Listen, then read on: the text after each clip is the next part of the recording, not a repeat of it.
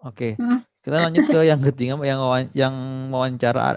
Kalau wawancara saya rasa Wawancara. nggak ada kesulitan, Mbak, ya, karena kan komunikasinya menggunakan komunikasi verbal. Tapi ada nggak sih kesulitan karena Mbaknya kan mungkin sulit mengadakan kontak mata atau segala macam? Oh iya, itu saya rasa sih di situ sih nggak ada masalah Mhm. kalau menurut saya ya. Jadi karena sama aja kan, kita ngobrol di situ kan. Jadi, yang penting jangan nervous, ngobrol aja. Itu, ibu-ibu dan bapak-bapak anggap aja di pikiran itu orang-orang baik, nanyakin gitu. Jadi kita ngobrol-ngobrol aja sih saya waktu itu, nggak ada yang gimana-gimana. Eye contact, sewajarnya. Jadi sewajarnya aja, kayak orang ngobrol aja. Jadi yang, apa ya, ya gitu sih. Eye Se contact pastinya saya nggak bisa. eye contact kan Saya ini, nggak bisa Mbak, ngelihat kita harus apa. melihat kayak ini, harus melihat tepat ke orang yang diajak bicara. Kadang kan kalau kita Iya, ada hambatan penglihatan, lihatnya kemana, ngomongnya kemana gitu maksud saya, Mbak. Lihat. enggak lah.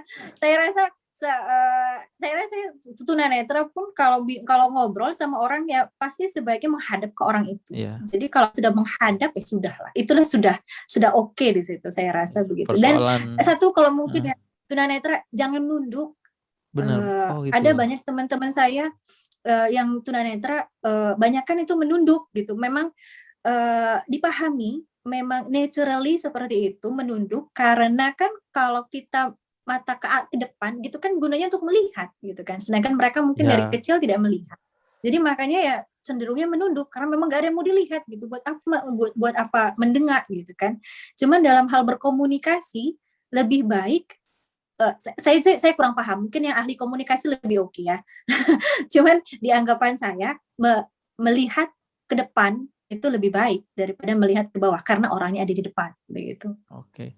Dan apa namanya, saya juga menonton beberapa konten-konten YouTube yang dibuat oleh tunanetra dan mereka itu, apa namanya, menghadap ke kamera, entah, teknisnya bagaimana, tetapi mereka bisa menghadap ke kamera, tepat ke kameranya itu, seperti itu. Karena itu, ini, apa Mmm. ya, sebagai penonton, tentu kalau di ini ya, apa namanya, kalau tidak menunduk seperti itu mungkin lebih, penonton itu merasa bahwa, oh, dia komunikasi dengan, kita, seperti itu. Dan apakah ini Heeh. juga,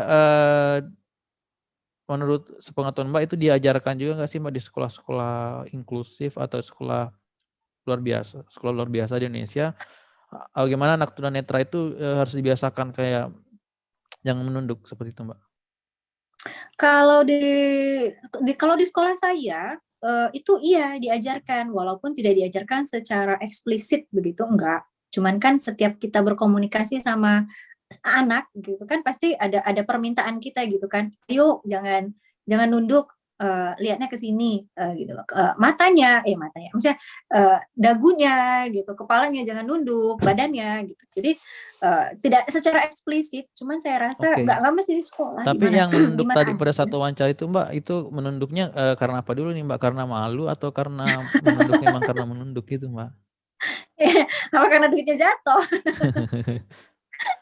Tapi aman ya, Jadi Mbak, ya, wawancaranya ya? Ada nggak, aja Mbak, aman. dikaitkan pertanyaannya dengan kondisi disabilitas? Pasti Mmm, pasti, apalagi saya berencana ke luar negeri gitu kan. Jadi, "Gimana lu, tunanetra, lihat juga enggak, mau ngikut kuliah?" Kan pasti umum lah, semua orang pasti bertanya seperti itu. Ya tinggal dijawab aja, eee, segala macam, ketunanetraan itu hanya satu kondisi yang bisa diadaptasi oleh banyak hal kan gitu. Teknologi sekarang maju banget, handphone handphone ngomong, laptop bisa ngomong, apa oke, sih yang nggak bisa baik ngomong baik sekarang? baik.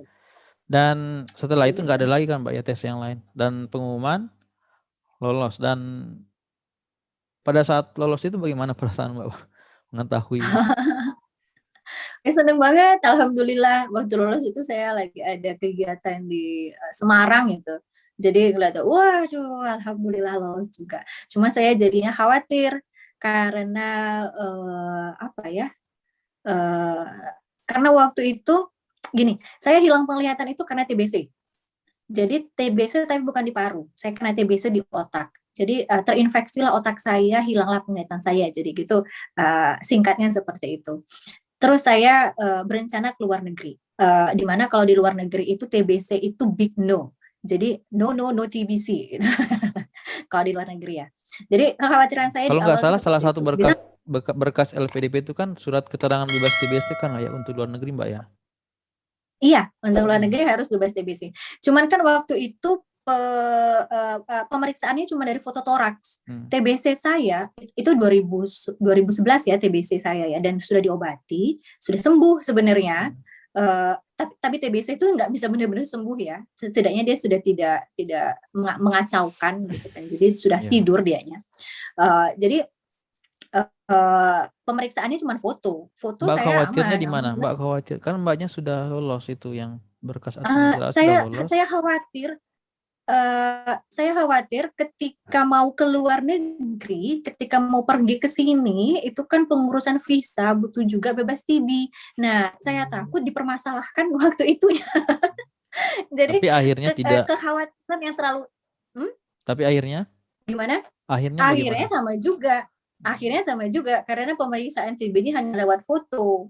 Saya kirain pemeriksaan TB-nya akan lebih mendalam, ternyata tidak. Jadi pemeriksaan TB hanya lewat foto saya bersih. Dan kalau untuk TBC otak itu beneran hanya di otak. Saya tidak menularkan, saya tidak infectious, saya tidak bergejala. Jadi saya hanya punya TB di otak dan dia lagi tidur, itu aja. Oke, baik. Alhamdulillah Mbak ya. Sekarang selesai untuk pembahasan LPDP-nya.